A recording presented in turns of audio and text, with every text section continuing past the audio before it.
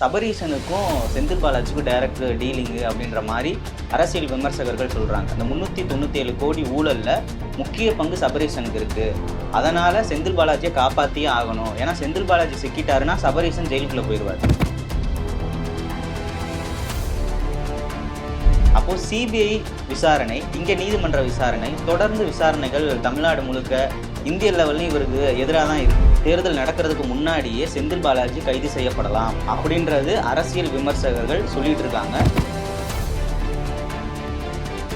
நம்ம செல்வ பெருந்தகை தெரியும்ல, திமுகவோட ஒத்தடிமை. அவர் என்ன பண்ணிட்டாரு, டக்குன்னு பேச்செல்லாம் முடிச்சு நாங்கள் வந்து ஓகேங்கய்யா, நீங்கள் என்ன சொன்னாலும் சரிங்க எஜமா அப்படின்னு இந்த மாதிரி.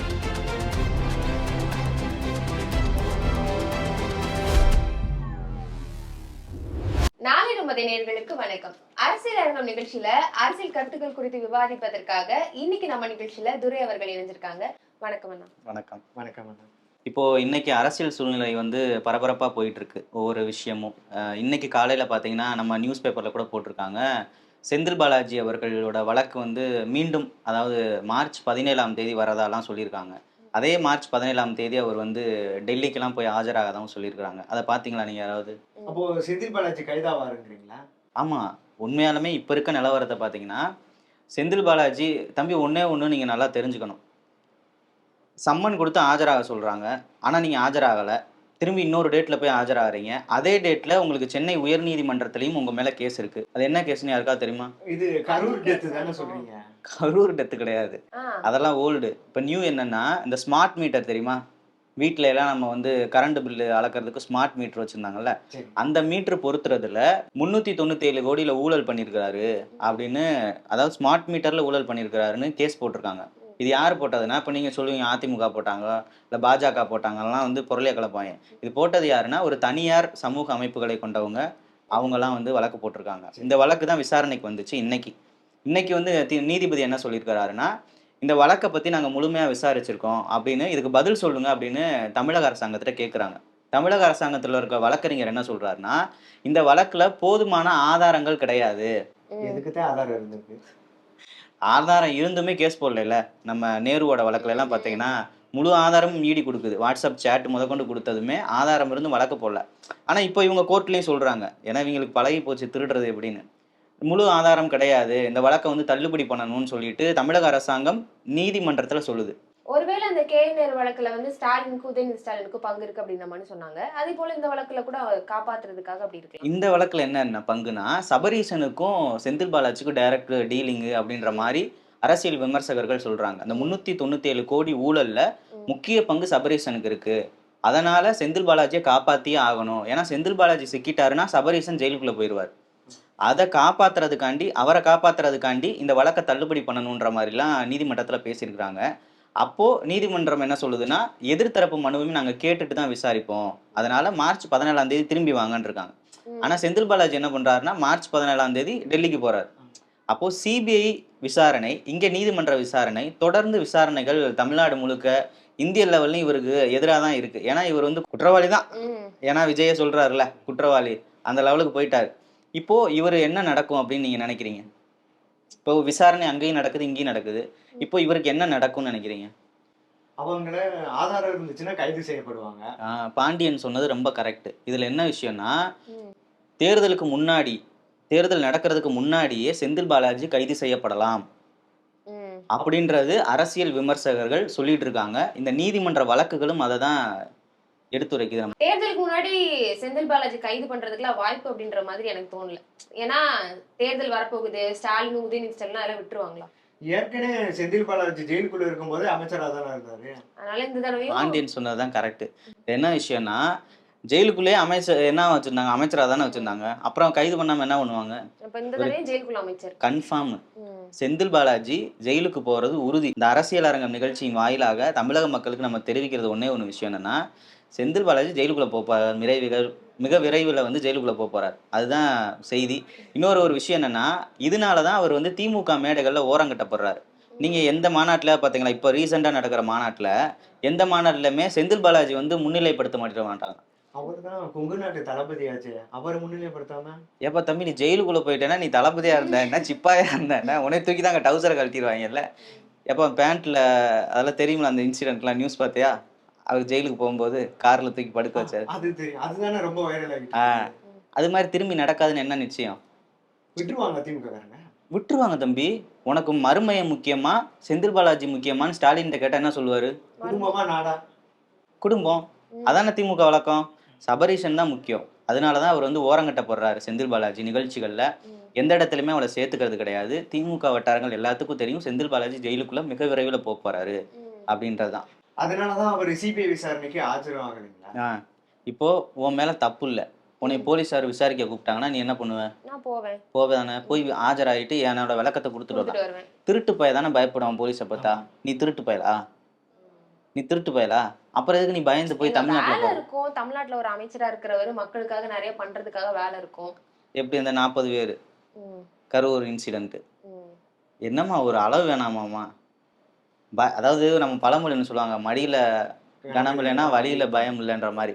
அது வந்து அவருக்கு பொருந்தவே பொருந்தாது. ஏன்னா அவர் ஃபுல்லா வந்து பயத்திலே இருக்காரு. ஜெயிலுக்குள்ள போறது உறுதிதான். ஓபிஎஸ் தான் திமுகல போய் இணைஞ்சிட்டாரு. அம்மா போட்டாவெல்லாம் எடுத்துட்டாரு. ஆனா அவங்க வீட்டுல வந்து அம்மா போட்டா மாட்டிருக்காங்களா? அப்ப குடும்பத்துக்குள்ள சண்டை வருதுங்களா? மிக விரைவில் ஓபிஎஸோட 2வது பையன் இபிஎஸ் தலைமையில வந்து அதிமுகவில் ஜாயின் பண்ண போறாரு. என்ன பெரிய அதிர்ச்சியா இருக்கு. இது வந்து ஓபிஎஸ்க்கு மிகப்பெரிய அதிர்ச்சி. என்னன்னா அவரோட முதல் பையன் அந்த ரவீந்திரநாத் அவருக்கு எம்பி சீட் வாங்கி கொடுத்தாரு. சரி. அவர் எம்பியாவும் இருந்தார். இப்போ திமுகவில் போய் ஜாயின் பண்ணியிருக்காரு. திரும்பியும் திமுக சார்பில் அவர் போட்டியிட போறாரு. அவர் திரும்பியும் போட்டியிட்டா ஒருவேளை அப்பாவுக்கு அமைச்சர் பதவி கொடுக்கல அப்படின்னா மகனுக்கு அமைச்சர் பதவி தேடி வரும். ம். அப்போ பெரிய மகனுக்கே எல்லாமே செஞ்சா சின்ன மகனுக்கு கோவரமா வராதா? அதனாலதான் இந்த ஓபிஎஸோட 2வது பையன் ஜெயபிரதீப் அவர் வந்து என்ன பண்ணியிருக்காருன்னா புரட்சி தலைவி அம்மாவோட போட்டோ எடுத்து அவரோட வீட்டில் மாட்டிட்டாரு. திரும்பியும் ம். அப்பா வந்து ஸ்டாலின் போட்டா மாட்டினாரு, மயன் வந்து அம்மா போட்டா மாட்டி வச்சிருக்காரு, புரட்சி தலைவி அம்மா போட்டோ. இது என்னதை காட்டுதுன்னா அதாவது அந்த ஓபிஎஸ் அந்த தேனி பெல்ட் எல்லாம் இருக்குல்ல, அந்த இதுல வந்து அவருக்கு வந்து பலம் சுத்தமா கிடையாது. அவர் 2வது மகனுக்கு நல்ல அடிப்படை அரசியல் அறிவு இருக்கும் போல. அவரு சொல்றது அவரோட வட்டாரத்துல நமக்கு கேட்ட அளவுக்கு என்ன சொல்றாங்கன்னா, இந்த 2வது மகனும் சரி அந்த குறிப்பிட்ட சமூகமும் சரி எடப்பாடிக்கு ஆதரவு தெரிவிக்கிற மாதிரி தான் இருக்கு. ஏன்னா இவரை வளர்த்த கட்சி அதிமுக, இவருக்கு பதவிகள் கொடுத்தது அதிமுக, டீ கடையிலேருந்து தூக்கிட்டு வந்து முதலமைச்சர் ஆக்குனது அதிமுக. அந்த கட்சிக்கே துரோகம் செஞ்சுட்டு அந்த கட்சிக்கே துரோகம் செஞ்சுட்டு ஸ்டாலின் பின்னாடி போயிட்டாரே இவரு, காசுக்காண்டி போயிட்டாரேப்பா அப்படின்னு பல பேர் பேசும்போது அவரோட சின்ன மகனுக்கு உறுத்த ஆரம்பிச்சிருச்சு. ம். அதனால வந்து அவர் வந்து அதிமுகவில் வர்றதா செய்திகள் வந்துட்டு இருக்கு. இதே வேளையில பார்த்தீங்கன்னா இவங்க குடும்பம் சண்டை போடுதா, அங்கிட்டு தேமுதிக பார்த்தீங்கன்னா விஜய பிரபாகரும் சண்டை போடுறாரு. எதுக்கு? ஏன்னா எம்பி சீட்டை தன்னோட தாய் மாமனான சுதீஷுக்கு கொடுத்துட்டாங்க, ம். தனக்கு எந்த சீட்டுமே கொடுக்கலையே. அவங்க தான் இந்த தேர்தல்ல எனக்கு இத்தனை சீட்டு வேணும், இந்த இடங்கள்ல நிக்க போறேன்னு சொல்லியிருக்காரு. அதுலதான் விஜய் பிரபாகரனை நிக்க வைக்க மாட்டாங்களா? எப்பா நீ எலெக்ஷன்ல நின்று மக்கள் ஓட்டு போட்டாதானே நீ ஜெயிப்ப. ஆமா. எலெக்ஷன்ல நிக்காமையே எம்எல்ஏ ஓட்டு போட்டு ஜெயிக்கிறது ஈஸியா, மக்கள் ஓட்டு போட்டு ஜெயிக்கிறது ஈஸியா? எம்எல்ஏ ஓட்டு ஓட்டு போட்டது. சுதீஷ் ஈஸியா எம்எல்ஏ இது எம்பி ஆயிட்டாரு. ஒரு வேலையுமே செய்யல சுதீஷ். ஆனா இப்ப நாடாளுமன்றம் போறாரா இல்லையா, எம்பி ஆயிட்டாரா இல்லையா? இன்னும் 5 வருஷத்துக்கு அவர் எம்பியா தானே இருப்பாரு. இந்த கட்சி இருக்கு இல்ல, இந்த கட்சி அழிஞ்சு போகுது, எம்பியா இருப்பாரா இல்லையா? இவர் எலெக்ஷன்ல நின்று காசு செலவழிச்சு தோத்து போய் ஒரு பதவியும் இல்லாததுக்கு ஈசி பதவி ஏன் விடணும்னு கேட்பாரா கேட்க மாட்டாரா? தம்பியை பார்த்தவங்க மகனை பார்க்கலையா? அப்போ பெத்த மகனுக்கு அந்த அம்மா வந்து அம்மாவா இருக்கல. ஒருவேளை அவங்க அம்மாவா இருந்து கருணை காட்டி இருந்தாங்கன்னா மகனுக்கு அந்த எம்பி சீட்டை வாங்கி கொடுத்துருப்பாங்க. ம். அதுதான் அங்க பிரச்சனையா இருக்கு. ஸோ ஆக மொத்தம் இப்போ என்ன விஷயம்னா, திமுக கூட்டணியில் இணைந்த இந்த தேமுதிக ஓபிஎஸ் இவங்க 2 பேர் குடும்பத்திலையும் மிகப்பெரிய சண்டை நிலவிட்டு இருக்கு. ஓபிஎஸோட பையனும் இபிஎஸ்ட வர போறாங்க. தேமுதிகவோட அந்த அம்மா பையன் விஜய் பிரேமலதாவோட பையன் விஜய் பிரபாகருமே என்டிஏ கூட்டணிக்கு வர்றதுக்கான பேச்சுவார்த்தைகள் நடந்துட்டு இருக்கு. அண்ணாமலை தலைமையில ஒரு பேச்சுவார்த்தை குழு இப்போ விஜய் பிரபாகரோட பேசி அந்த கட்சியை 2ஆ உடைச்சு, அதாவது தாய்மாமன் தலைமையில் இருக்கக்கூடிய திமுக கூடயும் விஜய் பிரபாகரன் தலைமையில் இருக்கக்கூடிய தேமுதிக எடப்பாடியார் கூடயும் வந்து ஜாயின் பண்றதுக்கு பேச்சுவார்த்தை போயிட்டு இருக்கு. அது மிக விரைவில் நடக்கும்னு நினைக்கிறேன். ஏன்னா குடும்ப கட்சி இந்த தமிழ்நாட்டில் இருக்கக்கூடாது என்பதுதான் என்டிஏவின் நோக்கம். அது வந்து யாரா இருந்தாலும் சரி, அதுக்கான முடிவுகள் தான் இப்போ எடுக்கப்பட்டு கொண்டு இருக்கு.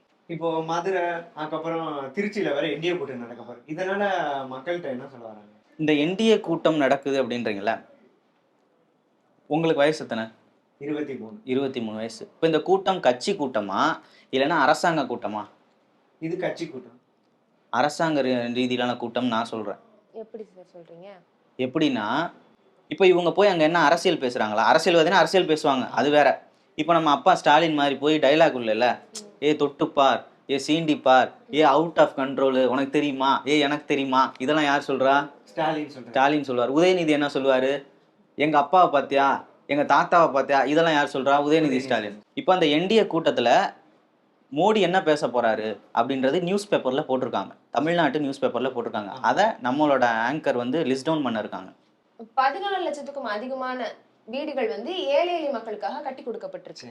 அந்த வீடுகளுக்கு வந்து 100% வீடுகளுக்கும் மின்மயமாக்கப்பட்டு அனைத்து வீடுகளுக்கும் மின் இணைப்பு கிடைச்சிருக்கு. இப்படி இது மாதிரி நிறைய வந்து பண்ணிருக்காங்க ஏழை எளிய மக்களுக்காக. இப்போ அவங்க சொன்ன மாதிரி வீடு கட்டி கொடுக்கறது, ஜல் ஜீவன் திட்டம் தெரியுமா, எல்லா வீட்டுக்கும் குடிநீர் கொடுக்கறது, மின்சாரம் கொடுக்கறது, வீடு கட்டி கொடுக்கறது, சிறு குறு தொழிலாளர்களுக்கு வந்து 5 கோடிக்கு மேல வந்து கடன் கொடுக்கறது, அப்படிலாம் வந்து சொல்லியிருக்காங்க. இப்போ இதை அரசியல் நிகழ்ச்சியா எடுப்பீங்களா, அரசாங்க நிகழ்ச்சியா எடுப்பீங்களா? இது அரசாங்க நிகழ்ச்சி. அரசாங்க நிகழ்ச்சியா தானே எடுக்கணும். ஆனா இங்க இருக்கக்கூடிய திமுக என்ன சொல்லுதுன்னா, நாங்க டெல்லிக்கு பயப்பட மாட்டோம், அவுட் ஆஃப் கண்ட்ரோலு, அரசியல் பண்ணதுக்காண்டி வராங்கன்னு சொல்றாங்க. ஆனா விஜய் என்ன சொல்றாரு, இப்படிதான் திமுக பேசும், ஆனா கடைசியில கொடையில கூட வெள்ளை கொடை எடுத்துட்டு போவாங்க, இதுதான் திமுகவோட எதிர்ப்பு அப்படின்னு பேசுறாரு. இப்போ இதில் நம்ம தெளிவாக தெரிஞ்சுக்க வேண்டிய விஷயம் என்னன்னா, அவர் கேட்டார், தமிழ்நாடு முழுக்க என்டிஏ நடக்குது, கூட்டம் நடக்குது, திமுக கூட்டம் நடக்குது, இதை பற்றி சொல்லுங்க அப்படின்னு.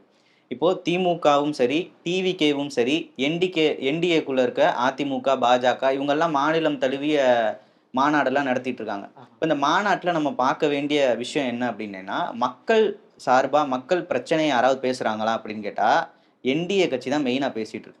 திமுக அப்ப பேசல, அவங்களும் கூட்டத்துல நாங்க இது பண்றோம் மக்களுக்காக அது பண்றோம்னு சொல்லாதானே செய்யறாங்க. திமுக பேசுற வேலை இல்லை, அதே பேசிட்டு இருக்க மேடைக்கு கீழே இருக்கக்கூடிய பெண் காவலரோட இடுப்பை கிள்றாங்க திமுக தொண்டர்கள். அந்த கூட்டம் முடிஞ்சு போகும்போது ஒரு வேன் கவுந்துருச்சு. என்னடான்னு பார்த்தா குடிச்சிட்டு போய் வேன் கவுந்துருக்கு. நீ பார்த்தியா தம்பி? போன மாசம் ஒரு இளைஞரணி மீட்டிங்ல பீர் பாட்டில வச்சுட்டு திமுக இளைஞரணி மாநாடு நடத்தி சாப்பிட்டுட்டு இருந்தான் விருதுநகர்ல. இப்போ இதெல்லாம் எதை வெளிப்படுத்துது? நீ அரசியல்ல இளைஞர்களுக்கு முன்னுதாரணமா இருக்கிறது எந்த கட்சி, அரசியலை சீர்கட்டு போறதுக்கு வழிவகுக்கிறது எந்த கட்சி அப்படின்றதான் நம்ம பார்க்கணும். இன்னொரு ஒரு விஷயம் என்னன்னா, 1,50,000 பேருக்கு வந்து பிரியாணி சமைச்சு போட்டாங்க அப்படின்ற ஒரு விஷயம் வந்து ரொம்ப பேசு பொருளா போச்சு. அதனாலதான் கேஸ் இல்லைங்களா? ஆமா. இப்போ என்ன ஆயிடுச்சுன்னா, இப்போ தமிழ்நாடு அரசு நேற்று என்ன உத்தரவு போட்டுச்சு, கேஸ் பற்றாக்குறையால வந்து டீ கடைகள் எல்லாம் வந்து பஜ்ஜி போண்டா போடுறதெல்லாம் வேண்டாம் அப்படின்ற மாதிரி சொல்லியிருக்காங்க. அது அவங்க குறிப்பிட்டு சொன்னது, பஜ்ஜி போண்டாவும் குறிப்பிட்ட டைம்ல தான் போடணும், அதுவும் இல்லாமல் அந்த வடையெல்லாம் போடுறதெல்லாம் நிறுத்திடுங்க, டீ எல்லாம் போடாதீங்க, வெரைட்டி ரைஸ்லாம் போடக்கூடாது, அப்படியே போடுறதுனா இருந்தாலும் விறகடுப்பில் சமைங்க அப்படின்னு சொல்றது யார் சொல்றா? திமுக, தமிழக அரசாங்கம். யார் அதை ஆள்றது? இந்த திமுக கவர்மெண்ட். இப்போ நான் கேட்க விரும்புவது என்னன்னா, 1,50,000 பேருக்கு மட்டன் பிரியாணி, சிக்கன் பிரியாணி, வஞ்சர மீன், அப்புறம் என்ன ஃபிஷ் போட்டாங்க, இந்த கடலை கிடைக்கிறது எல்லாம் ஓடுறது உட்கார்றது எல்லாத்தையும் அறுத்து மக்களோட வரி பணத்தை வச்சு போட்டான். இதெல்லாம் எதுல சமைச்சிருப்பான்?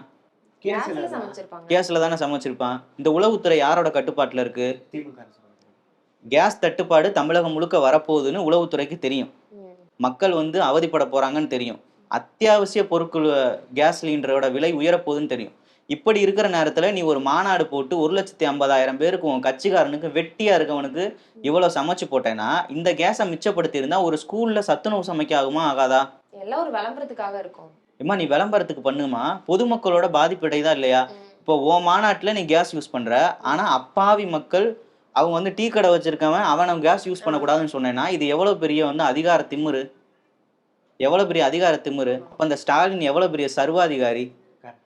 அப்புறம் இன்னொன்னு சொன்னார், அவர் ஹிட்லர்னு சொன்னார் பத்தியா, நான் தான் ஹிட்லர், தமிழ்நாட்டின் ஹிட்லர், அது உண்மை. ஹிட்லர் என்ன பண்ணாரு? மக்கள் மேல கருணை இல்லாம. இந்த இளைஞர்களுக்கு தெரியணும், ஹிட்லர் எந்த நாடு? ஜெர்மனி. அவர் என்ன பண்ணார்? யாரை கொண்டு குமிச்சாரு? யூதர்களை கொண்டு குமிச்சாரு. தமிழ்நாட்டின் ஹிட்லர் யாரு?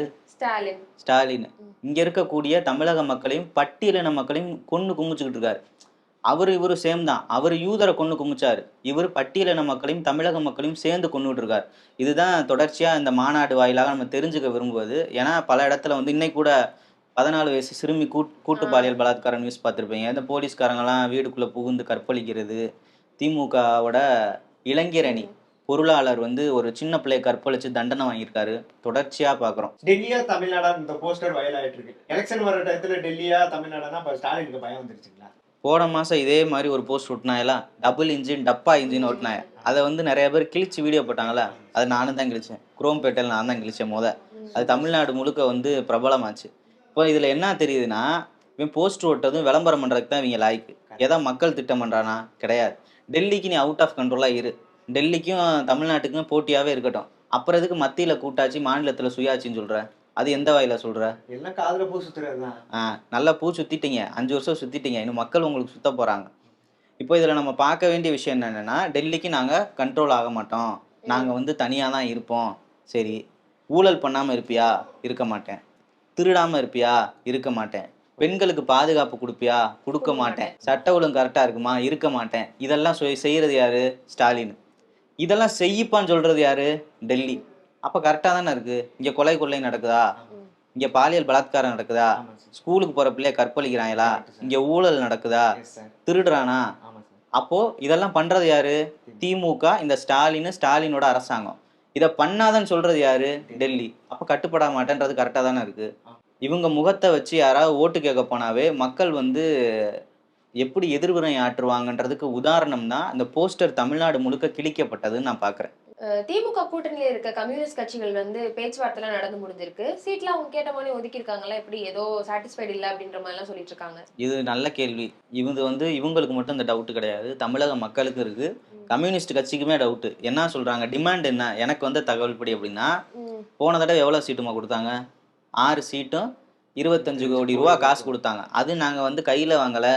நாங்க பெட்டியாத வாங்கினோம். கையில வாங்கல, பெட்டியில இல்ல தம்பி. பெட்டிலே இருக்காரு அவர், தேமுதிக காரரோட. கையிலையும் வாங்கல, நாங்க அக்கௌண்ட்ல வாங்கணும்னு கம்யூனிஸ்ட் லீடர் எல்லாம் சொன்னாங்க. பாத்தீங்களா நியூஸ்?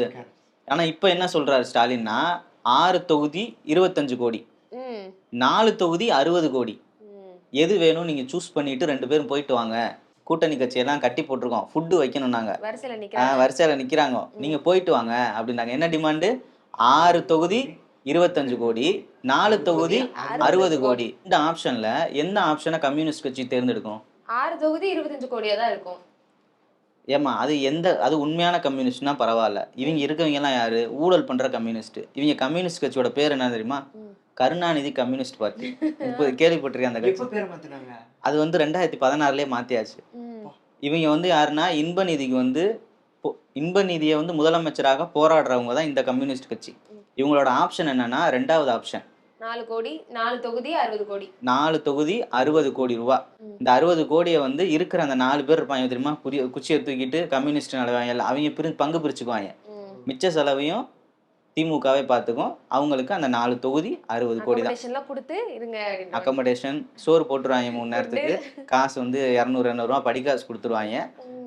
உங்களுக்கு 60 கோடியை வந்து பேங்க்லேயே போடுவாங்களா கையில போடுவாங்களான்றதை அவங்க வெளியே வந்து சொன்னாதான் நமக்கு தெரியும். ஆனா 4 சீட்டு உறுதி. கம்யூனிஸ்ட்டுக்கு 4க்கு மேல கிடையாது. மிஞ்சி போனா அந்த 4ல இருந்து உன்னை குறைக்க பார்ப்பாங்க. இன்னும் ஒரு 10 கோடி எக்ஸ்ட்ரா கொடுக்குறோம் அப்படின்னா அவங்களுக்கு காசு தானே முக்கியம். கம்யூனிஸ்ட்டுக்கு காசை வாங்கிட்டு தொகுதியை குறைச்சிக்குவாங்க. அப்புறம் இன்னொரு ஒரு விஷயம் என்னன்னா, கம்யூனிஸ்ட் கட்சியில இருக்கக்கூடிய ஒரு முக்கியமான தலைவர் வந்து டிவிக்கே கூட பேச்சுவார்த்தையில போயிட்டு இருக்காரு. ஏன்னா இவங்க என்ன சொல்றாங்க, நாங்க காசு கொடுக்குறோம், தொகுதியை குறைப்போன்றாங்க.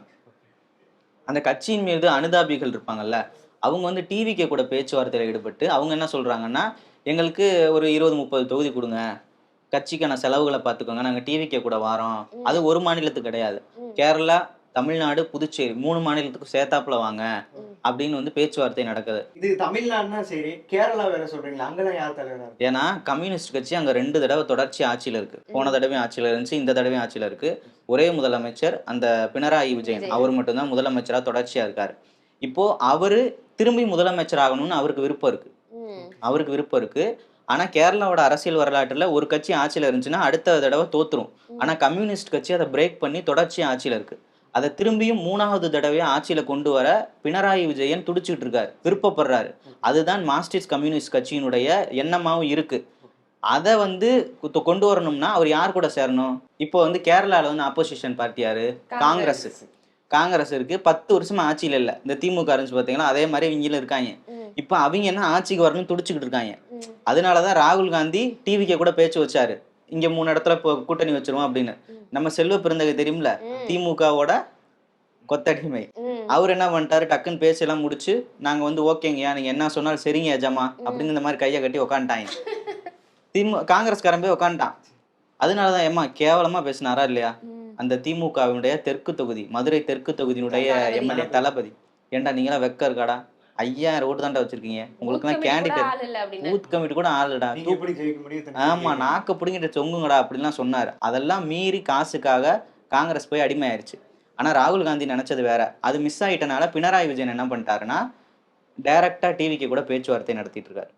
அவர் பேச்சுவார்த்தை நடத்தி தமிழ்நாடு, கேரளா அண்ட் தென் பாண்டிச்சேரி 3 ஸ்டேட்டுக்கும் மார்க்சிஸ்ட் கம்யூனிஸ்ட் கட்சி கூட டிவிகே கூட்டணி வச்சு போட்டியிட்டு ஜெயிக்கலாம் அப்படின்ற மாதிரி இருக்கு. ஏன்னா டிவிகே வந்து இளைஞர்கள் ஓட்டு கேரளாவிலையும் நிறையாவும் இருக்கு. இந்த திருவனந்தபுரத்துலலாம் பார்த்தீங்கன்னா மாநாடு போட்டிருக்காங்க. பாலக்காடுல வெகுவாரியான ஓட்டு இருக்கு, கோழிக்கோடுல இருக்கு. அதே மாதிரியான ஓட்டுகள் தமிழ்நாட்டிலையும் இருக்குன்னு விரும்புறாங்க. அதை மீட்டெடுக்கிறதுக்காண்டி டிவிகே கம்யூனிஸ்ட் கூட போகுது. ஆனா கம்யூனிஸ்டோட மிக முக்கிய புள்ளிகள், அதாவது அறிவாலயத்தினுடைய கொத்தடிமைகள்லாம் நம்ம சண்முகம் பார்த்திருக்கீங்களா, புதுசா இருக்காரு, புது கொத்தடிமை சண்முகம். இந்த கொத்தடிமை என்ன பண்றாங்கன்னா, நமக்கு 60 கோடி போதுமே, நம்ம பேங்க்ல வாங்கிக்கலாமே, நம்ம வந்து கத்த தேவையில்லையே, போராட்டம் பண்ண தேவையில்லையே அப்படின்னு அதை முடிவு பண்ணிட்டாங்க. சீட்டு வந்துடும். ஆக மொத்தம் இதுதான் இப்போ அரசியல் நிகழ்வு நடந்துட்டு இருக்கு. நோட்டுக்கும் சீட்டுக்கும் இடையில போராட்டம் அறிவாலயத்துல போயிட்டு இருக்கு. பல்வேறு அரசியல் கருத்துக்களுடன் நாளை அரசியல் அரங்கம் நிகழ்ச்சியில் சந்திப்போம். நன்றி. நன்றி சார். நன்றி.